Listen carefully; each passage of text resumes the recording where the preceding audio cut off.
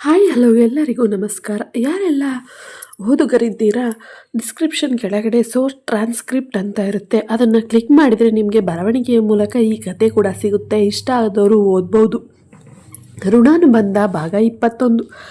ಹೀಗೆ ಅಪ್ಪ ಅಮ್ಮನಿಗೆ ಇಬ್ಬರಿಗೂ ಕೂಡ ಗಿಫ್ಟ್ ತಂದಂಥ ನವನೀತ್ ಹಾಗೆ ಅವರಿಗೆ ಇಷ್ಟಪಟ್ಟಂತೆ ತುಂಬ ಹೂಗಳಿಂದ ಡೆಕೋರೇಷನ್ಸ್ ಮಾಡಿಸಿ ಅಪ್ಪ ಅಮ್ಮನಿಗೆ ಸರ್ಪ್ರೈಸ್ ಆಗಿ ಗಿಫ್ಟ್ ಕೊಡ್ತಾನೆ. ಅದನ್ನೆಲ್ಲ ನೋಡಿದ್ದ ಸುಲೋಚನಾ ನಾರಾಯಣಗೌಡರು ತುಂಬ ಖುಷಿ ಪಡ್ತಾರೆ. ಹಾಗೆ ಶ್ರುತಿ ಕೂಡ ನಮ್ಮ ಭಾವ ತುಂಬ ಒಳ್ಳೆಯವರು, ಅಪ್ಪ ಅಮ್ಮನ್ನ ಇಷ್ಟೊಂದು ಚೆನ್ನಾಗಿ ನೋಡ್ಕೋತಾ ಇದ್ದಾರೆ ಅಂತಂದರೆ ನಮ್ಮ ಮಕ್ಕಳನ್ನೂ ಕೂಡ ತುಂಬ ಚೆನ್ನಾಗಿ ನೋಡ್ಕೊಳ್ತಾರಲ್ವ. ಥ್ಯಾಂಕ್ ಯು ದೇವರೇ ನಮ್ಗೆ ಇಂಥ ಭಾವನ್ನ ಕೊಟ್ಟಿದ್ದಕ್ಕೆ. ಹಾಗೆ ನನ್ನ ಅಕ್ಕನೂ ಕೂಡ ಚೆನ್ನಾಗಿ ನೋಡ್ಕೊಳ್ತೀನಿ. ಅಪ್ಪ ಅಮ್ಮನ ಇಷ್ಟೊಂದು ಪ್ರೀತಿಸೋರು ನನ್ನ ಅಪ್ಪ ಅಮ್ಮನ್ನೂ ಕೂಡ ಮುಂದೆ ಪ್ರೀತಿಸ್ಬೋದು ಅನಿಸುತ್ತೆ ಅಂತ ಮನಸಲ್ಲೇ ಅನ್ಕೋತಾಳೆ. ಇತ್ತ ಸುಲೋಚನೆಗೆ ಡಿಫ್ರೆಂಟ್ ಆಗಿರೋ ಬೊಕ್ಕೆನ ಮತ್ತೆ ಅವಳು ಊಟದ ಮಧ್ಯ ಕೂತಿರ್ಬೇಕಾದ್ರೆ ವೆಯ್ಟರ್ ತಂದುಕೊಡ್ತಾರೆ. ಆಗ ಆ ಬೊಕ್ಕೆನ ನೋಡಿ ಸುಲೋಚನೆಗಳಿಗೆ ಹಳೆಯ ನೆನಪುಗಳು ಕಾಡ್ತಾ ಇರುತ್ತೆ. ಅವ್ರ ಅಪ್ಪ ಅಮ್ಮ ಕೊಟ್ಟಿದ್ದ ಕೆಲವೊಂದಷ್ಟು ವಸ್ತುಗಳನ್ನು ಪ್ಯಾಕ್ ಮಾಡಿಸಿ ಆ ಬೊಕ್ಕೆ ತುಂಬ ನವನೀತ್ ಕೊಟ್ಟು ಕಳಿಸಿರ್ತಾನೆ. ಆ ದಿನಗಳು ಅಂದರೆ ಸುಲೋಚನಾ ನಾರಾಯಣಗೌಡರ ಎಂಗೇಜ್ಮೆಂಟ್ ಆದ ದಿನಗಳು ಮತ್ತು ಸುಲೋಚನಾ ತಂದೆ ತಾಯಿಯ ನೆನಪು ಸುಲೋಚನೆಗಳಿಗೆ ಭಾಳ ಕಾಡ್ತಾ ಇರುತ್ತೆ. ಆಗ ನಾರಾಯಣಗೌಡರು, ಯಾಕೋ ಸುಲೋಚನಾ ಮಕ್ಕಳು ಮುಂದೆ ಎಲ್ಲ ಹೇಳ್ಬೇಡ, ಅವ್ರಿಗೂ ಕೂಡ ಬೇಜಾರಾಗುತ್ತಲ್ವ. ಇಷ್ಟೊಂದು ಖುಷಿಯಿಂದ ನಮಗೋಸ್ಕರ ಎಲ್ಲವನ್ನೂ ಅರೇಂಜ್ ಮಾಡಿದ್ದಾನೆ, ಅವನಿಗೋಸ್ಕರ ಆದರೂ ನಗ್ನಗ್ತಾ ಇರಬೇಕಲ್ವ ನೀನು. ಯಾವಾಗಲೂ ಖುಷಿಯಾಗಿರ್ಬೇಕು ನಾವು, ಅವರು ಕೂಡ ಖುಷಿಯಾಗಿರ್ತಾರೆ. ಮಕ್ಕಳು ಸಣ್ಣ ಪುಟ್ಟ ವಿಚಾರಕ್ಕೂ ಅಪ್ಪ ಅಮ್ಮನ ಹತ್ರನೇ ಕಲಿತಾರಂತೆ. ನಾವೆಷ್ಟು ಧೈರ್ಯವಾಗಿ ಖುಷಿಯಾಗಿ ಇರ್ತೀವೋ ಮಕ್ಕಳು ಕೂಡ ಅಷ್ಟೇ ಖುಷಿಯಾಗಿರ್ತಾರಂತೆ. ನಾವು ಸಣ್ಣ ಪುಟ್ಟ ವಿಷಯಕ್ಕೆ ಇರಿಟೇಟ್ ಆಗೋದು ಅಳೋದು ಮಾಡಿದರೆ ಅವರು ಕೂಡ ಹಾಗೆ ಮಾಡ್ತಾರಂತೆ. ಮಕ್ಕಳು ನಮ್ಮನ್ನು ನೋಡೇ ಕಲಿತಾರೆ. ನೀನು ಆರಾಮಾಗಿರು, ಇದೆಲ್ಲ ತಲೆಗೆ ಹಚ್ಕೋಬೇಡ. ಇದೆಲ್ಲ ಸಮಾಜದಲ್ಲಿ ಸಹಜವಾಗಿ ನಡೆಯುವ ಘಟನೆಗಳು, ಪ್ರಕೃತಿ ಸಹಜ ವೃತ್ತಿ ಇದು. ಅಪ್ಪ ಅಮ್ಮ ಯಾವಾಗಲೂ ಒಂದು ದಿವಸ ನಮ್ಮನ್ನು ಬಿಟ್ಟು ಹೋಗೇ ಹೋಗ್ತಾರೆ. ಯಾರೂ ಶಾಶ್ವತ ಅಲ್ಲ ಅಲ್ವಾ, ಯಾರಿಗಿಂತ ಯಾರು ಮೊದಲು ಹೋಗ್ತಾರೋ. ಬೇಜಾರಾಗಬೇಡ. ಹಾಗೆ ಆ ದಿನದಲ್ಲಿ ನಾನು ನಿನ್ನ ಮೊದಲನೇ ಬಾರಿ ನೋಡಿದ್ದು ಎಂಗೇಜ್ಮೆಂಟ್ ಅಂತಂತಂದರೆ ಅದು ಕದ್ದು ಮುಚ್ಚಿ ನೋಡಿದ ದಿನಗಳು ನೆನಪಿದೆಯಾ ನಿನಗೆ? ಸುಲೋಚನಾ, ಹೋಗ್ರಿ, ಈಗೆಲ್ಲ ಹೇಳಬೇಡಿ ನೀವು. ನಮ್ಮ ಕಾಲದಲ್ಲಿ ಇವ್ರುಗಳ ಥರ ಎಲ್ಲ ಮಾತಾಡೋಕ್ಕೆಲ್ಲ ಅವಕಾಶ ಇರ್ತಾ ಇರಲಿಲ್ಲ. ಕದ್ದು ಮುಚ್ಚಿ ನೋಡಬೇಕಾಗಿತ್ತು ಕೆರೆ ದಡದ ಹತ್ರ ಏನಾದ್ರೂ. ಅಪ್ಪ ಅಮ್ಮಂಗೆ ಗೊತ್ತಿಲ್ಲದೆ ಬರೋದು ಕಷ್ಟ ಕೂಡ ಆಗಿತ್ತು. ಬಟ್ ಇವಾಗಿನ ಕಾಲದ ಹುಡುಗ್ರಿಗೆ ನಾವೇ ಮಾತಾಡಿ ಅಂತ ಪರ್ಮಿಷನ್ ಕೊಡ್ತೀವಲ್ವ. ಎಷ್ಟು ಕಾಲಗಳಲ್ಲಿ ಕಾಲಘಟ್ಟಗಳು ಬದಲಾವಣೆಗಳನ್ನ ತಂದುಬಿಡ್ತವೆ ಅಂತಂತಂದರೆ ನಮ್ಮ ಕಾಲಕ್ಕೂ ಈಗಿನ ಕಾಲಕ್ಕೂ ತುಂಬ ವ್ಯತ್ಯಾಸವಿದೆ. ಈಗಿನ ಕಾಲದ ಹುಡುಗರು ಇದೇ ಕಷ್ಟ ಅಂತ ಅನ್ಕೋತಾರೆ, ಬಟ್ ನಮ್ಮ ಕಾಲದಲ್ಲಿ ಎಷ್ಟೊಂದೆಲ್ಲ, ನಮ್ಮ ಕಾಲದಲ್ಲಿ ಅಷ್ಟೊಂದು ಕಷ್ಟ ಇದ್ದರೂ ಅಷ್ಟು ಖುಷಿ ಇತ್ತು. ಆ ನದಿ ದಂಡೆ ಮೇಲೆ ಆ ತೀರದಲ್ಲಿ ಆ ಹುಳಿ ಹುಳಿ ಮಾವಿನಕಾಯಿ ಕದ್ದು ಕೀಳೋದು, ಅದೆಲ್ಲ ಏನೋ ಒಂಥರ ಖುಷಿ. ಹಾಗೆ ನಿನಗೆ ಹೂ ತಂದು ಕೊಡ್ಬೇಕಾದ್ರೆ ಮೊದಲನೇ ಬಾರಿ ನಾನು ಪಕ್ಕದ ಮನೆ ಗಿರ್ಜಾ ಆಂಟಿ ಮನೆಯಿಂದ ಹೂ ಕಿತ್ತು ತಂದಿದ್ದೆ, ನೆನಪಿದೆಯಾ? ಆ ಗುಲಾಬಿ ಹೂವು ಆಂಟಿ ಯಾರು ಕಿತ್ತಿದ್ದು ಅಂತ ಗೊತ್ತಿಲ್ಲದೆ ಬೈದರು, ಎಷ್ಟೊಂದು ಬೈದಿದ್ರು. ಅದನ್ನು ಕೇಳಿಸ್ಕೊಂಡು ನೀನು ಯಾಕೆ ಅವ್ರ ಮನೆ ಹತ್ರ ಕಿತ್ತು ತಂದ್ರಿ, ಅಷ್ಟೊಂದು ಬೈದ್ರು. ಅದನ್ನು ನೀವು ತಂದು ಕೊಟ್ಟಿದ್ದು ಖುಷಿಗಿಂತ ಹೆಚ್ಚಾಗಿ ಅವ್ರ ಬೈಗ್ಲಗಳು ಕೇಳಿ ನನಗೆ ದುಃಖ ಆಯಿತು ಅಂತ ಇದ್ದೆ. ಬಟ್ ಇವತ್ತಿನ ಸಿಚುವೇಶನ್ನು ಹಾಗೆ ಇಲ್ವಲ್ಲ, ಇವತ್ತು ತುಂಬ ಖುಷಿಯಾಗಿದ್ದೀವಿ. ಹಾಗೆ ಎಲ್ಲ ರೀತಿಯ ಅನುಕೂಲಗಳು ಕೂಡ ಇದೆ. ನಿನ್ನ ಹೂವಿನ ಹಾಸಿಗೆ ಮೇಲೆ ಮಲಗಿಸೋ ಅಷ್ಟು ಭಗವಂತ ಇವತ್ತು ಕೊಟ್ಟಿದ್ದಾನೆ. ಆದರೂ ನನಗೆ ಇದನ್ನು ಮರ್ತೇ ಬಿಟ್ಟಿದೆ. ಅದ್ರ ಜೊತೆಗೆ ಅಷ್ಟೊಂದೆಲ್ಲ ಕೊಟ್ಟು ಭಗವಂತ ಇಂಥ ಒಳ್ಳೆ ಮಗನೂ ಕೂಡ ಕೊಟ್ಟಿದ್ದಾನೆ ಅಲ್ವಾ. ಅಪ್ಪ ಅಮ್ಮನ ಸಣ್ಣ ಪುಟ್ಟ ಖುಷಿನೂ ಕೂಡ ಅವನು ಯಾವುದನ್ನು ಮರಿತಾನೆ ನಮಗೋಸ್ಕರ ಇಷ್ಟೊಂದು ಖುಷಿಯಾಗಿ ನೋಡು. ಊಟ ಕೂಡ ಅಷ್ಟೇ, ನಮ್ಮ ಎಂಗೇಜ್ಮೆಂಟಲ್ಲಿ ಯಾವ್ಯಾವ ರೀತಿ ಅಡುಗೆ ಮಾಡಿಸಿದ್ರು ಅದೇ ರೀತಿ ಊಟ ಅರೇಂಜ್ ಮಾಡಿಸಿದ್ದಾನೆ. ಡೆಕೋರೇಷನ್ ಕೂಡ ಹಾಗೇ ಇದೆ, ಆದರೆ ಒಂದು ಸ್ವಲ್ಪ ಎಕ್ಸ್ಟ್ರಾ ಕ್ಯಾಂಡಲ್ ಲೈಟ್ ಡಿನ್ನರ್ ಅಂತ ಹೇಳಿ ಕ್ಯಾಂಡಲ್ಸ್ ಎಲ್ಲ ಎಕ್ಸ್ಟ್ರಾ ಹಾಕಿದ್ದಾನೆ ಅಷ್ಟೇ. ಆಕಾಶದಲ್ಲಿ ಬಂದಂತಹ ಚಿತ್ರ ನೋಡಿ ನಾನಂತೂ ನಿಜವಾಗ್ಲೂ ಕಳೆದೇ ಹೋದೆ. ನವನೀತು ಹತ್ರ ಮುಂದೆ ಮಾತಾಡೋಕ್ಕೆ ಸ್ವಲ್ಪ ಭಯ. ಏನಾದರೂ ಮುಂದೆ ಅಂದರೆ ನಾವು ಹೊಗಳಿದ್ರೆ ಅವನೇನಾದರೂ ತಪ್ಪಾಗಿ ತಿಳ್ಕೊತಾನೋ ಅಥವಾ ಬೇರೆ ಯಾವ ರೀತಿನಾದ್ರು ಹೊರ್ಟೋಗ್ತಾನೋ ಅಂತ. ಬಟ್ ಅದಕ್ಕೆ ಅವ್ನು ಮುಂದೆ ಹೋಗ್ಲಲ್ಲ. ಅವನನ್ನು ಪಡೆಯೋಕ್ಕೆ ನಾವಿಬ್ಬರು ತುಂಬ ಅದೃಷ್ಟ ಮಾಡಿದ್ದೀವಲ್ವ. ಸುಲೋಚನಾ ಕಣ್ಣಂಚಲ್ಲಿ ನೀರು ತುಂಬಿಕೊಂಡು, ನಿಜಾರಿ ಅವನಂಥ ಮಗನ್ನ ಪಡೆಯೋಕ್ಕೆ ನಾವು ನಿಜವಾಗ್ಲೂ 7 ಜನ್ಮಕ್ಕೂ ಪುಣ್ಯ ಮಾಡಿದ್ದೀವಿ. ಒಬ್ಬನೇ ಮಗ ಆದರೂ 100 ಮಕ್ಕಳಿಗೆ ಸಮಾನನಾಗಿ ಯೋಚನೆ ಮಾಡ್ತಾನೆ. ನಿಜ, ಇವನಂಥ ಮಗ ಯಾವ ದೇವರು ಯಾವ ಖುಷೀಲಿ ನಮಗೆ ವರ ಕೊಟ್ಟನೋ ಗೊತ್ತಿಲ್ಲ. ಆ ಭಗವಂತನ ದಯೆ ನಮ್ಮ ಮೇಲೆ ಇರೋದಕ್ಕೆ ಅನಿಸುತ್ತೆ. ಇಷ್ಟೊಂದು ಚೆನ್ನಾಗಿ ನೋಡ್ಕೋತಾ ಇದ್ದಾನೆ, ಮುಂದಕ್ಕೂ ಹೀಗೆ ನೋಡ್ಕೊಳ್ಳಿ, ಅವನು ಕೂಡ ಚೆನ್ನಾಗಿರಲಿ ಅಂತ ಅವಳ ಕಣ್ಣನ್ನು ಚೆಲ್ಲಿ ಆನಂದ ಬಾಷ್ಪ ಅನ್ನೋದನ್ನ ತುಂಬಿಕೊಂಡು ಹೇಳ್ತಾಳೆ.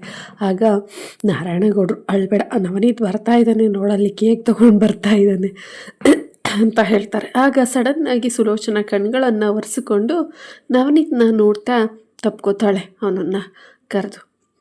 ನವನೀತ್, ಯಾಕಮ್ಮ ಇಷ್ಟೊಂದು ಎಮೋಷ್ನಲ್ ಆಗ್ತಾ ಇದೆಯಾ? ಆರಾಮಾಗಿರು, ಏನಿಲ್ಲ, ಇದೆಲ್ಲ ನಾರ್ಮಲ್ ಅಲ್ವಾ, ನೀನು ಇಷ್ಟೊಂದು ಎಮೋಷ್ನಲ್ ಆಗೋದು ಯಾಕೆ?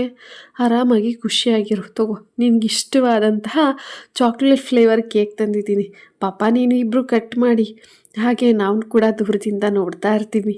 ದೂರದಲ್ಲಿ ಯಾಕೋ ಮಗನೆ, ಹತ್ರದಲ್ಲೇ ಬಾರೋ ಅಂತ ಮಗನನ್ನು ತಬ್ಬಿ ಪಕ್ಕದಲ್ಲೇ ನಿಲ್ಲಿಸ್ಕೋತಾಳೆ. ಹಾಗೆ ಇಬ್ಬರು ಸೇರಿ ಕೇಕ್ ಕಟ್ ಮಾಡ್ತಾ ಇರಬೇಕಾದ್ರೆ ಸುಲೋಚನಾ ನವನೀತ್ ಕೈ ಕೂಡ ಹಿಡ್ಕೊಂಡು, ನೀನು ಹಿಡ್ಕೊಳ್ಳೋ, ನೀನಿದ್ದರೆ ಕಣೋ ಇದೆಲ್ಲ ಸಂಪೂರ್ಣ ಸಾಧ್ಯ, ಮಗನೂ ಕೂಡ ಜೊತೆಗಿರಬೇಕು ಲೈಫ್ ಲಾಂಗ್ ಅಂತ ಹೇಳಿ ಶ್ರುತಿ ಕೂಡ ಇವರ ಫೋಟೋಸ್ಗಳನ್ನ ತೆಗಿತಾ ಇರ್ತಾಳೆ. ಆವಾಗ ಫೋಟೋ ತೆಗಿಬೇಕಾದ್ರೆ ಮನು ಕಾಲ್ ಮಾಡ್ತಾನೆ. ಮನು ಕಾಲ್ ಮಾಡಿದ ತಕ್ಷಣ ಶ್ರುತಿ, ಬಾವ ಕಾಲ್ ಮಾಡ್ತಾ ಇದ್ದಾರೆ ಮನು ಅವರು, ಕಟ್ ಮಾಡಿ ಆಮೇಲೆ ಮಾಡ್ತೀನಿ ಅಂತ ನವನೀತ್ ಹೇಳ್ತಾನೆ. ಸರಿ ಎಂದು ಅವಳು ಕಾಲ್ ಕಟ್ ಮಾಡಿ ಫೋಟೋಸ್ ಎಲ್ಲ ತೆಗಿತಾ ಇರ್ತಾಳೆ. ತೆಗೆದ ನಂತರ ಶ್ರುತಿ ಕೂಡ ಸೆಲ್ಫಿ ತೊಗೊಳಕ್ಕೆ ಅಂತ ಮುಂದೆ ಬಂದಾಗ ಅವಳು ಕೂಡ ತುಂಬ ಖುಷಿಯಿಂದ ಸೆಲ್ಫಿ ತೊಗೊಳ್ತಾಳೆ. ಇದನ್ನು ಸ್ಟೇಟಸ್ಗೆ ಹಾಕ್ತಾನೆ ಶ್ರುತಿ ಸೆಲ್ಫಿ ತೆಗ್ದಿದ್ದನ್ನ. ಅದನ್ನು ನೋಡಿದ ಶಾಲಿನಿ ಮುಖದಲ್ಲಂತೂ ತುಂಬ ಒಂಥರ ಕ್ರೌರ್ಯ, ಒಂಥರ ಹೊಟ್ಟೆ ಕಿಚ್ಚಿನ ರೀತಿ. ಇವಳು ನನ್ನ ಜಾಗದಲ್ಲಿ ಹೋಗಿ ಎಂಜಾಯ್ ಮಾಡ್ತಾ ಇದ್ದಾಳಲ್ಲ, ಇವಳಿಗೇನು ಅನ್ಸಲ್ವಾ?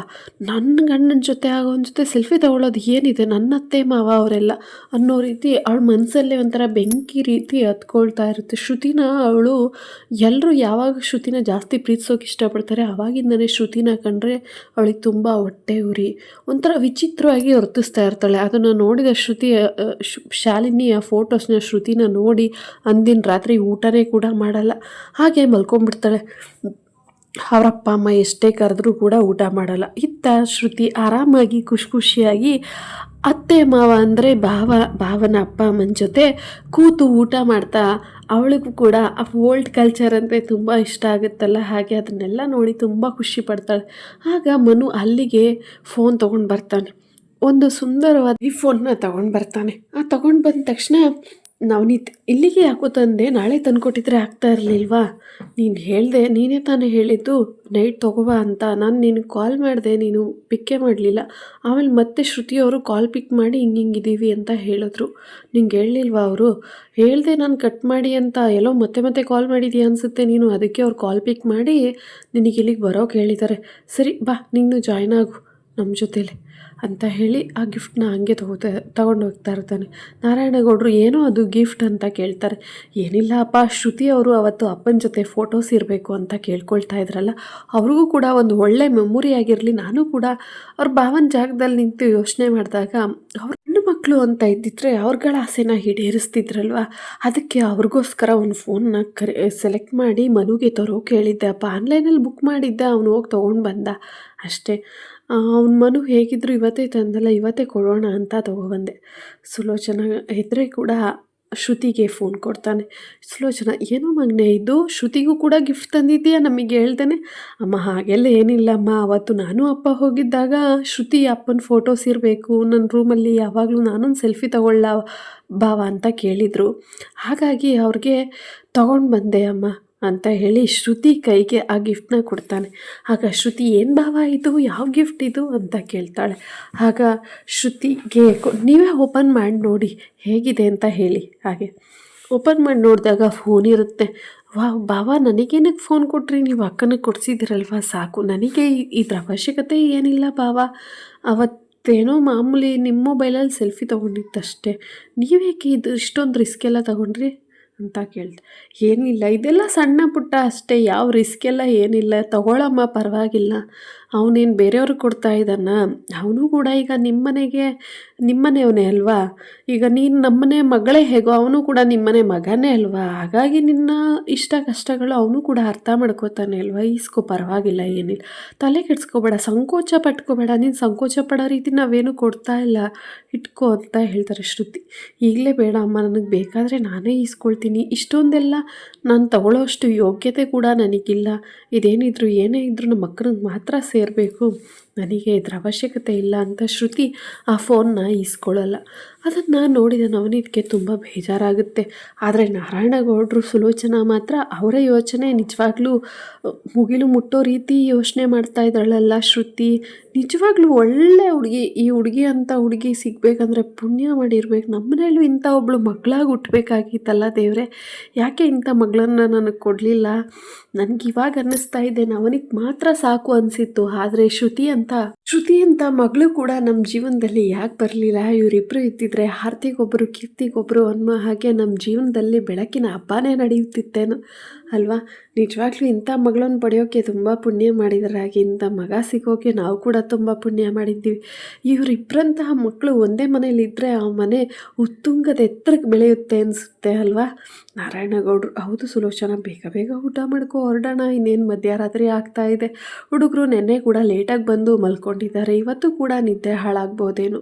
ನಡಿ ಬೇಗ ಬೇಗ ಮಲ್ಕೊಳ್ಳೋಣ, ಮತ್ತೆ ಬೆಳಗ್ಗೆ ಅವನು ಕೂಡ ನವನೀತ್ ಶ್ರುತಿನ ಬಿಡೋಕೆ ಹೋಗಬೇಕು. ಅವನಿಗೂ ಆಫೀಸ್ ಟೈಮ್ ಇದೆ, ಆಫೀಸ್ ಕೆಲಸ ಅದು ಇದು ಎಲ್ಲ. ಮತ್ತೆ ಈಗ ನೈಟ್ ಹೋಗಿ ಲ್ಯಾಪ್ಟಾಪ್ ಓಪನ್ ಮಾಡಿ ಕೂಡ್ತಾನೆ ಮಧ್ಯರಾತ್ರಿ. ನಿನ್ನೆ ಕೂಡ ಮಧ್ಯರಾತ್ರಿ 1 ಗಂಟೆ 2 ಗಂಟೆ ಆದರೂ ಮಲ್ಲಿಗೆ ಇರಲಿಲ್ಲ. ಶ್ರುತಿ ಕೂಡ ಮಲಗಿರಲಿಲ್ಲ ಅನಿಸುತ್ತೆ. ನಾನು ಬಾಲ್ಕನಿಲಿ ನೋಡ್ತಾ ಇದ್ದೆ, ಅವಳಿಗೂ ಎಲ್ಲೋ ನಿದ್ದೆ ಬಂದಿರಲಿಲ್ಲ ಅನಿಸುತ್ತೆ. ಅಪ್ಪ ಅಮ್ಮ ನೆನಪಾಗ್ತಿದ್ರೇನು. ಇವತ್ತು ನೀನು ಅವಳ ಜೊತೆನೇ ಮಲ್ಕೊ, ಅವಳಿಗೂ ಕೂಡ ಸ್ವಲ್ಪ ಸಮಾಧಾನ ಆಗುತ್ತೆ ಅನಿಸುತ್ತೆ. ಸುಲೋಚನಾ, ಸರಿ ರೀ ಆಯಿತು, ಊಟ ಮುಗಿಸಿ ಹೊರಡೋಣ ಅಂತ ಹೇಳಿ ನವನೀತ್ ಶ್ರುತಿ ಬೇರೆ ಟೇಬಲಲ್ಲಿ ಕೂತಿರ್ತಾರೆ. ಅವರು ಕೂಡ ಮನು ಕೂಡ ಬಂದು ಜಾಯ್ನ್ ಆಗಿರ್ತಾನೆ. 3 ಜನ ಊಟ ಮಾಡಿ ಮುಗಿಸಿ ಹೊರಗಡೆ ಬರ್ತಾರೆ. ಹಾಗೆ ಹೊರಗಡೆ ಬಂದು ಮನುನ ಅವನ ಮನೆ ಹತ್ರ ಡ್ರಾಪ್ ಮಾಡಿ ಅಲ್ಲಿಂದ ಎಲ್ಲರೂ ಮನೆಗೆ ಹೋಗಿ ರೆಸ್ಟ್ ಮಾಡೋಕ್ಕೆ ಮಲ್ಕೋತಾರೆ ಹೋಗಿ. ಆದರೆ ಶ್ರುತಿಗೆ ಸ್ವಲ್ಪ ಭಯ ಇರೋದ್ರಿಂದ ಸುಲೋಚನಾ ಅವಳ ಜೊತೆನೇ ಹೋಗಿ ಮಲ್ಕೋತಾಳೆ. ಆದರೂ ಶ್ರುತಿ ಮಲಗಲ್ಲ. ಸುಲೋಚನಾ, ಯಾಕಮ್ಮ ಮಲಗದೆ ಈಗ ಆಡ್ತಾ ಇದೆಯಾ? ಮಲ್ಕೋ ಅಮ್ಮ, ನಾನು ನಿಮ್ಮಮ್ಮನ ಥರನೇ ಅಲ್ವಾ, ನೀನು ಭಯ ಪಟ್ಕೊಳ್ಳೋ ಅಂಥದ್ದೇನಿಲ್ಲ. ನಿನಗೇನಾದರೂ ಬೇಕು ಅಂತಂದರೆ ಕೇಳು, ನೀನು ಆರಾಮಾಗಿರು, ನಿನ್ನ ಸಂಕೋಚ ಎಲ್ಲವನ್ನು ಬಿಟ್ಟು ಬೆಳಗ್ಗೆ ನೀನು ಮತ್ತೆ ಬೇಗ ಎದ್ದೇಳಬೇಡ. ಇವಾಗಲೇ ಮಧ್ಯರಾತ್ರಿ ಆಗಿದೆ, ಮತ್ತೆ ನೀನು ಬೆಳಗ್ಗೆ ಬೇಗ ಎದ್ದರೆ ತುಂಬ ಸುಸ್ತಾಗಿಬಿಡ್ತೀಯ, ಸರಿನಾ? ನೀನು ಆರಾಮಾಗಿ ರೆಸ್ಟ್ ಮಾಡಿ. ನಮ್ಮ ಮನೇಲಿ ಕೆಲಸದವ್ರು ಇದ್ದಾರೆ, ಎಲ್ಲನೂ ಅವರೇ ಮಾಡ್ಕೋತಾರೆ. ನಾನು ಮೊದಲೆಲ್ಲ ನಿನ್ನ ಥರನೇ ಮಾಡ್ತಾಯಿದ್ದೆ, ಬಟ್ ಕೆಲವೊಂದಷ್ಟು ಇವಾಗ ಆ ಕೆಲಸದವ್ರು ಕೂಡ ಬರೋದ್ರಿಂದ ಅವರು ಕೂಡ ಮಾಡ್ಕೋತಾರೆ. ನಾನು ಫ್ರೀ ಇದ್ದಾಗ ಮಾತ್ರ ಎದ್ದು ಮಾಡ್ತೀನಿ, ನೀನು ಹಾಗೆ ಆರಾಮಾಗಿ ಮಲ್ಕೋ ಇವತ್ತು, ಆಯಿತಾ ಅಂತ. ಶ್ರುತಿ, ಹೌದಮ್ಮ ಮಲ್ಕೋತೀನಿ, ಬಟ್ ಆದರೆ ನನಗೆ ಅದೇ ಟೈಮಿಂಗ್ಸೇ ಯಾವಾಗಲೂ ಎದ್ದೇಳ್ತೀನಲ್ವ, ಹಾಗಾಗಿ ಎಚ್ಚರ ಆಗುತ್ತೆ. ಎದ್ದ ಮೇಲೆ ಮತ್ತೆ ಏನಕ್ಕೆ ಸುಮ್ಮನೆ ಮಲಗಿರೋದು ಅಂತ ಹೇಳಿ ನನ್ನ ದಿನನಿತ್ಯದ ಕೆಲಸಗಳನ್ನ ಮಾಡ್ಕೋತೀನಿ ಅಷ್ಟೇ ಅಮ್ಮ. ನಾನೇನು ಶ್ರಮಪಟ್ಟು ಮಾಡೋಲ್ಲ, ದೇವರು ತಾನಾಗೆ ಸ್ವಲ್ಪ ಎಚ್ಚರಿಸ್ತಾನೆ ಅಷ್ಟೇ. ಸರಿ ಕಣಮ್ಮ, ಆಯಿತು, ನಿನಗೆ ಹೆಂಗೆ ಅನುಕೂಲ ಆಗುತ್ತೆ ಹಾಗೆ ಮಾಡು. ಇತ್ತ ರಿಂಗ್ ಪ್ಯಾಕ್ ಮಾಡಿಕೊಂಡು ಬಂದಿರ್ತಾನೆ. ಆದರೆ ಸುಲೋಚನೆಗೆ ಗೊತ್ತಿರಲ್ಲ, ಇವನು ಇನ್ಶಿಯಲ್ ಹಾಕ್ಸಿರ್ತಾನೆ ಯಶ್ ಮತ್ತು SN ಅಂತ ಹಾರ್ಟ್ ಶೇಪಲ್ಲಿ ಬರ್ಸಿರ್ತಾನೆ. ಆದರೆ ಅದನ್ನು ಸುಲೋಚನಾ ಗಮನಿಸಿರುವುದಿಲ್ಲ, ಅವಳಿಗೆ ಗೊತ್ತಿರೋದಿಲ್ಲ. ಆ ರಿಂಗ್ನ ನೋಡ್ತಾ ತುಂಬ ಖುಷಿ ಪಡ್ತಾ ಇರ್ತಾನೆ. ಈ ರಿಂಗ್ನ ನನ್ನ ಮನದರ್ಸಿಗೆ ನಾನೇ ಅವಳ ಕೈಗೆ ತೊಡಿಸಿದ್ರೆ ಎಷ್ಟು ಚೆನ್ನಾಗಿರುತ್ತೆ ಅಲ್ವಾ? ಆದರೂ ದೇವರೇ, ನನಗೆ ಯಾಕೆ ಈ ರೀತಿ ಇಷ್ಟೊಂದು ವಂಚಿಸ್ತಾ ಇದೆಯಾ? ನಂಗೆ ನಿಜ ಇವಳೇ ಸಿಗ್ತಾಳೆ ಅನ್ನೋ ಭರವಸೆ ಇದೆ. ಆದರೆ ಅವಳ ಅಕ್ಕನಿಗೋಸ್ಕರ ಎಲ್ಲನೂ ಸೆಲೆಕ್ಟ್ ಮಾಡಿದೆ ಅಂದ್ಕೊಂಡಿದ್ದಾರೆ ಎಲ್ಲರೂ. ಆದರೆ ನಾನು ಸೆಲೆಕ್ಟ್ ಮಾಡಿರೋದು ಇವಳಿಗೋಸ್ಕರ ಅಂತ ಯಾರಿಗೂ ಗೊತ್ತಿಲ್ಲ. ಗೊತ್ತಾದರೆ ಸುಮ್ಮನೆ ಮರ್ಯಾದೆ ಹೋಗುತ್ತೋ ಏನು ಅಂತ ಹೇಳಿ ರಿಂಗ್ನ ಅವನ ಎದೆ ಮೇಲೆ ಇಟ್ಕೊಂಡು ಹಾಗೆ ಮಲಗಿರ್ತಾನೆ. ಆದರೆ ನವನೀತ್ ಅವತ್ತು ಡೋರ್ನ ಲಾಕ್ ಮಾಡಿಟ್ಟಿರ್ತಾನೆ. ಹಾಗಾಗಿ ಅಂದು ನವನೀತ್ ರೂಮಿಗೆ ಯಾರೂ ಕೂಡ ಬಂದಿರುವುದಿಲ್ಲ. ಇತ್ತ ಶ್ರುತಿ ಬೆಳಗಿನ ಜಾವನೇ ಬೇಗ ಎದ್ದು ಅವಳ ಎಲ್ಲ ಕೆಲಸಗಳನ್ನು ಮುಗಿಸಿ ಅವಳು ಎಲ್ರಿಗೂ ಕಾಫಿ ಕೊಟ್ಟು, ಸರಿ ಅಮ್ಮ, ನಾನಿವತ್ತು ಊರಿಗೆ ಹೊರಡ್ತೀನಿ, ನೀವು ಆರಾಮಾಗಿ ಬೇರೆ ಕೆಲಸಗಳೆಲ್ಲನೂ ನೋಡ್ಕೊಳ್ಳಿ, ಹಾಗೆ ನನ್ನ ಕಾಲೇಜ್ ಕೂಡ ಇದೆ, ಅಕ್ಕನಿಗೂ ಕೂಡ ಇವೆಲ್ಲವನ್ನು ಬೇಗ ತಲುಪಿಸ್ಬೇಕು. ಆಗ ನಾರಾಯಣಗೌಡರು, ನವನೀತ್ ಬಿಟ್ಟು ಬನ್ನಿ ಅಂತ ಹೇಳ್ತಾರೆ. ಶ್ರುತಿ, ಅಪ್ಪ ಬೇಡಪ್ಪ, ಅವರು ಪಾಪ ನಿನ್ನೆನೇ ಕಂಪನಿಗೆ ಹೋಗಬೇಕು ಅಂತ ಹೇಳ್ತಾಯಿದ್ರು ಭಾವ, ನೀವೇ ಬನ್ನಿ ಅಪ್ಪ, ನನ್ನನ್ನು ಬಿಟ್ಟು ಬರೋರಂತೆ ಅಂತ ಹೇಳ್ತಾರೆ. ಆಗ ನವನೀತ್, ಯಾಕೆ ಶ್ರುತಿ ಅವರೇ ಸಂಕೋಚ ಪಟ್ಕೋತೀರಾ? ಪರವಾಗಿಲ್ಲ, ನಿಮ್ಮನ್ನು ಬಿಟ್ಟು ಬರೋದಲ್ವಾ, 1-2 ಗಂಟೆ ಟೈಮ್ ಕೆಲಸ ಅಷ್ಟೇ ಅಲ್ವಾ, ಬಿಟ್ಟು ಬರ್ತೀನಿ ನಡ್ರಿ. ಬೇಡ ಭಾವ, ಪರವಾಗಿಲ್ಲ, ನೀವು ಆಫೀಸ್ ಕೆಲಸಕ್ಕೆ ಹೋಗಿ, ನಾನು ಅಪ್ಪನ ಜೊತೆನೇ ಹೋಗ್ತೀನಿ ಊರಿಗೆ, ನಿಮ್ಗೆ ಯಾಕೆ ಸುಮ್ಮನೆ ತೊಂದರೆ?